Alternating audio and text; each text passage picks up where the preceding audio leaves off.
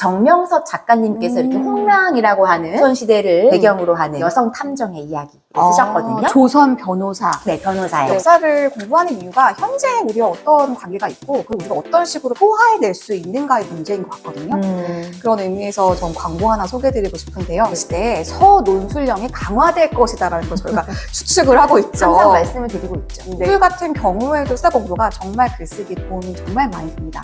뭐 예를 들어서 아이들이 겪는 가장 어려운 논술 활동의 핵심은 딱 하나입니다. 묻고 연결하고 발견하는 생각타운 프로젝트. 전 생각 크리에이터 이승주. 유인영입니다. 오늘도 또 이렇게 퇴근 시간을 맞춰서 네. 또 쳐들어왔습니다. 또 급하게 쳐들어온 이유가 있죠. 6월이 무슨 달이죠? 호국보훈의 달이죠. 호국보훈의 달이면 또 아이들이 또 무엇을 구해야 하나요? 역사. 네네.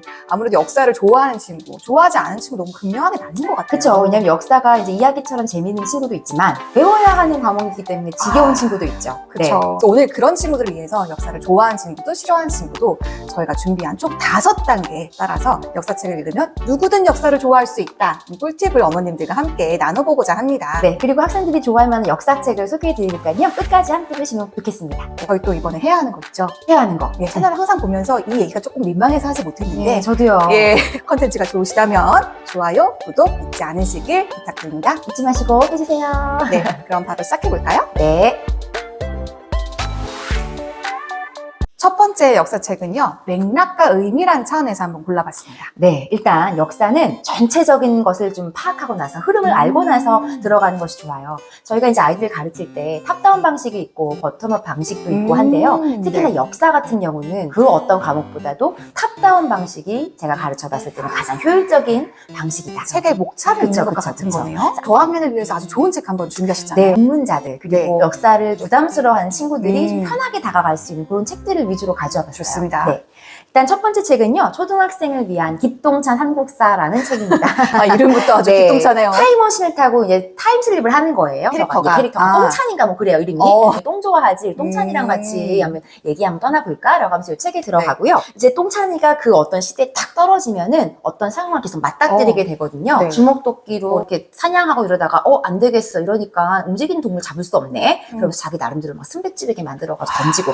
약간 이런 식으로 이제 이야기를 가지고 가면서 역사적인 흐름을 따라가는 거죠. 다음 책은 뭐죠?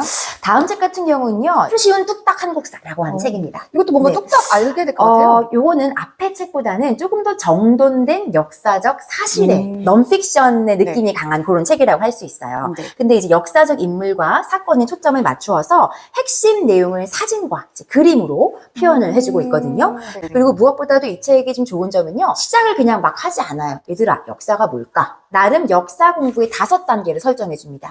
네. 서두를 확실하게 네, 확실하게 잡아주죠. 네. 뭐 알다, 궁금하다, 만나다, 보다, 가다. 이렇게 딱 테마를 정해주고 거기에 맞춰서 또 배운 내용들을 단원 정리까지 해주는.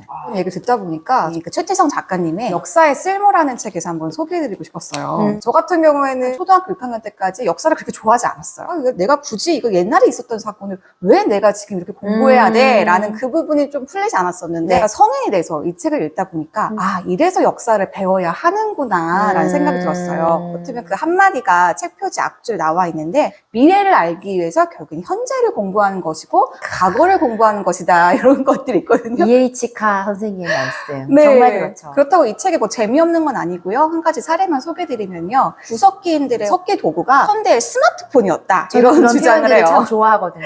한 챕터 한 챕터씩 주제 확장에 정말 좋은 책이라고 추천드리고 싶습니다.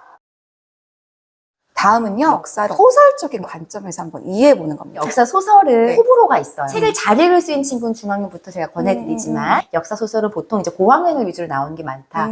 정명섭 작가님께서 이렇게 홍랑이라고 하는 조선시대를 배경으로 하는 여성 탐정의 이야기 쓰셨거든요. 조선 변호사. 네, 변호사예요. 네. 사실 이 책의 핵심 그겁니다. 조선시대에도 법이 존재했어. 신분제가 있었다고 하지만 양반네를 마음대로 하는 건 절대 아니야. 그러니 법 안에서 구제받을 수 있는 그런 여러 가지 장치들이 있었다라고 하는 것들을 소설을 통해서 이야기를 해주는 거죠. 캐릭터가 신선한데 네네. 홍랑 얘기가 나왔으니까요. 저도 이 남자 탐정에 대해서 한번 소개해드리고 싶은데요.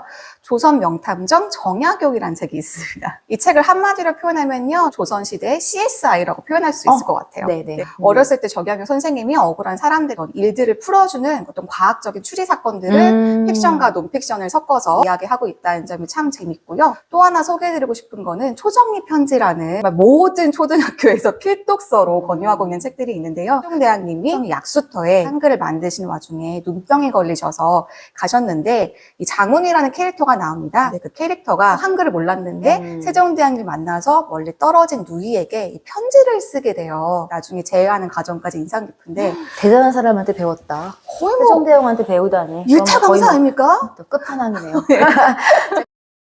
첫 번째는요, 체험형입니다. 그러니까 책을 읽다 보면은 맥락도 알고 소설도 읽는데 도대체 나랑 어떤 상관이 있는 거야를 알고 싶은 또 아이들과 부모님들에게 이런 책을 한번 소개해드려 볼게요. 움직이는 역사 박물관이라는 책입니다. 이 책의 부제가 지하철로 떠나는 초등 체험 학습이에요. 책 챕터마다 지하철로 어느 곳에 가면은 그곳에 있던 유적이라든지 역사적인 장소들이 나오고요. 예를 들어서 서울역 앞에 있는 그 동상이 누구의 동상인지 몰랐어요. 정우규 선생님의 동상인데 65세의 노인의 신분으로 제3대 조선 총독 홍독한테 폭탄을 던지셨던 분이에요. 중간중간 깨알같이 역사에서 헷갈릴 수 있는 정의들 예를 들어서 소개를 드려요. 의사와 열사의 차이가 뭐냐. 역사에서 놓칠 수 있는 그런 정의 같은 것들도 함께 챙길 수가 있습니다. 근데 저는 사실 그걸 연결해서 체험하게 되면서 틈틈이 뭔가를 더 자세히 좀 들여다봐야 되는 경우가 생기잖아요. 돋보기형. 한국사 상식 바로잡기. 화를 빛낸 100명의 미인들이라고 노래가 있어. 장군의 황금을 돌같이 하자라고 하는 말씀을 받들자라고 하는데 그거 실제로는 최영 장군이 하신 말씀 아니다? 그럼 누가 한 거죠? 네, 그거 최영 장군의 아버님이 하신 말씀이시죠. 그리고 이제 뭐 원효대사 해골물 뭐 이런 말. 원효대사? 아니야. 그건 물 안 마셨어. 뭐지? 그냥 꿈에서 뭔가 그런 귀신을 봤대. 근데 그런데 뭐 그렇게 얘기가 된 거지. 이거지 마신 줄 알고 있었는데. 그리고 왜 그렇게 그럼 얘기가 그렇게 와졌지? 왜 그런 거죠? 막 네. 그런 걸 여기서 다 보실 수가 있는 거죠. 이런 책들이 좀 필요하다는 거예요. 이 책 너무 끌리는데요? 경복궁 이 책 네. 잠깐 소개드리면요. 재밌게 걷자 경복궁이에요. 정말 경복궁에 있는 그 정각들에 대해서 하나씩 어떤 정각들이 있는지에 대해 소개를 해줍니다. 사실 저는 아이랑 경복궁에 되게 많이 가도 어떤 정각에 어떤 의미가 있고 어떤 활동들을 했는지에 대해서 아이, 저도 다 몰라요. 제대로 어떻게 설명을 알아요? 해줄 수가 없었어요. 그럼요. 엄마로서 그런 걸 설명을 하지 못한다는 게 조금 부끄럽더라고요. 저도 교사로서 그걸 다 알지 못한다는 게 부끄럽더라고요. 부끄럽습니다. 네. 그래서 구입한 책이었는데 제법 쏠쏠하게 요 하나의 책을 가져가면은 그 정각을 보면서 알 수가 있고요. 요거 같은 경우에는 여긴 집현전인데 집현전에서 가장 열심히 일했던 사람들 역시나 세종대왕님 나오셔야 되고요. 언니가 좋아하는 또 표현 있잖아요. 집현전은 뭐다? 싱크탱크. 싱크탱크. 네, 여기 나온 여러 가지 이야기들이 굉장히 흥미진진한 이야기들이 많아요. 네. 또 이제 인물들을 소개할 때도 매우 재미있게 소개를 하거든요. 예를 들면 뭐 세종대왕, 관심거리, 백성, 민감한 단어, 백성, 경력, 재위기간, 특기 막 이런 거 나오고요. 세종의 특징에 네, 대해서 네, 네, 탁 네. 찝는구나. 네, 이 시대에도 국민투표라는 게 있었다. 왜냐면은 세금 관련해서 모든 백성들에게 다 의견을 물어보신 분이 세종대왕님이시다라고 하는 등등 이런 돋보기온 책들을 보면 인물 자세히 알 수 있고요. 한일 자세히 알 수 있어서 그런 부분이 굉장히 재미있고 또 도움이 되는 책이 아닌가라는 생각이 듭니다. 다음으로 넘어가면요. 출력이라는 또 의미를 두지 않을 수가 없어요. 그쵸. 그 역사를 공부하는 이유가 현재 우리와 어떤 관계가 있고 그리고 우리가 어떤 식으로 소화해낼 수 있는가의 문제인 것 같거든요. 그런 의미에서 전 광고 하나 소개해드리고 싶은데요. 그 나이키가 플로이드 사건으로 새로운 광고를 한번 냈던 적을 알고 있으신가요? 그 사건은 알죠. 흑인을 굉장히 과잉 진압했던 백인 경찰 이야기잖아요. 네네. 나이키가 가장 유명한 슬로건이 Just do it. 네. 플로이드 사건 때 그 까만색으로 아무런 어떤 영상 없이 자막만으로 광고를 냈는데요. 딱 한 번 Don't do it이라고 했어요. 그냥 하지 말아라. 그 내용을 보면은 미국은 그렇게 늘 현명하고 똑똑한 판단한 나라가 아닐 수도 있다. 우리 주변에서 일어나는 상황들에 대해서 정말 명민하게 판단해야 되고 그냥 하지 말고 정말 비판적으로 사고하면서 행동하자. 이런 것들을 광고로 풀어냈는데 이제 광고에서 보통 이런 것들을 이제 브랜드 액티비즘이라는 말로 표현을 해요. 하나의 브랜드가 정말 현실에 개입해서 같이 숨쉬고 있고 그래서 우리는 이런 상황들에 대해서 이렇게 목소리를 낼 거야. 이렇게 행동을 할 거야. 그런 모습들을 보여주는 게 호감을 사기도 하거든요. 또 재밌는 게 나이키 경쟁자가 있잖아요. 아디다스. 네. 네. 아디다스가 맥도날드 버거킹처럼 광고를 낼 때마다 그 디스를 하기로 유명했었는데 그때만큼은 아, 너 정말 대단하다. 우리도 같이 동참을 하겠다라고 해서 같이 또 브랜드 액티비즘을 확대했었던 그런 이력이 있었습니다. 결국에 이제 역사를 공부한 이유가 이렇게까지 갈 수 있어야 하는 것 같아요. 그러니까 사실은 미국도 흑백 차별, 흑인 노예 문제로 얼마나 많은 갈등과 침을 겪었습니까? 상상할 수 없어요. 그럼에도 불구하고 그것이 또 현재 반복되고 있는 거예요. 나는 여기서 어떤 선택을 내려야 할지, 내렸으면 그걸 가지고 이렇게 어떤 컨텐츠라던가 글로 자신의 생각을 표현할 수 있는 것까지 가는 게 사실 맞아요. 역사 공부의 주된 목적이죠. 그래서 또 저희가 강조한 게 있지 않습니까? 이제 앞으로는 AI 시대에 서논술령이 강화될 것이다라는 걸 저희가 추측을 하고 있죠. 항상 말씀을 드리고 있죠. 논술 같은 경우에도 역사 공부가 정말 글쓰기 도움이 정말 많이 됩니다.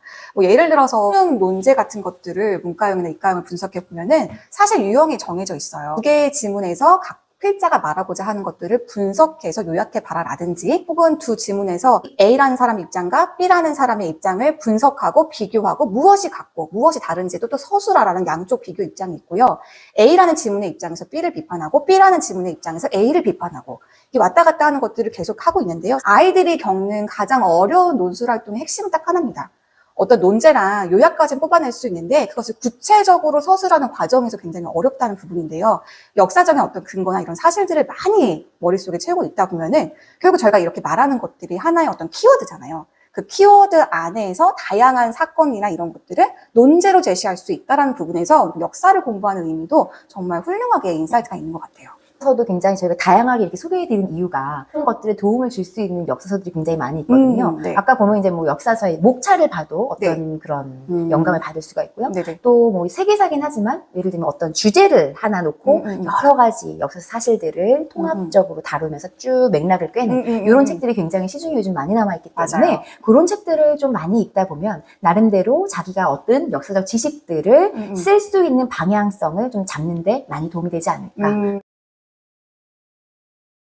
이제 교과서를 집필할 때도 그렇고 학생들을 가르치면서도 그렇고 늘 강조하는 게 뭐냐면 우리 흥미. 그러니까 아이가 저희가 오늘 알려드린 이 책을 갖다 줬을 때 그래서 아무리 읽지 않는다 하더라도 야단치지 마시고 그 아이의 관심은 지금 거기 있는 게 아니거든요. 그러면 역사서 코너에 가서 야 네가 재미있을 것 같은 책을 좀 골라봐라. 재미있는 것부터 사실 시작하시는 게 좋다. 저 같은 경우에도 이 말들 공감을 하는 게 전 역사를 초등학교 때 싫어했지만 중고등학교 때 정말 열강해서 봤었던 이유가 이제 제가 한번 직접 책을 골라봤던 기억이 아직도 있어요. 중고등학교 때 뭐 김진명 씨의 장편소설이라든지 뭐 다빈치 코드 같은 소설을 읽으면서 우와 진짜 재밌네? 이렇게 소설적인 코드 너무 재밌는 네, 소설적인 코드나 추리가 역사를 더 재밌게 만들어주는 어떻게 보면 저는 약간 소설형에 가까웠던 친구였던 것 같아요. 이런 친구들 소설 읽어야 돼요. 예, 그러니까 제가 무엇을 내가 어떤 유형으로 좀 역사를 좋아하게 되는지에 대한 어떤 동기부여는 다 똑같을 수가 없기 때문에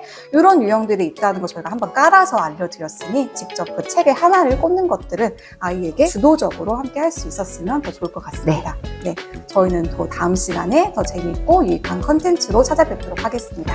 네, 감사합니다. 안녕히 계세요.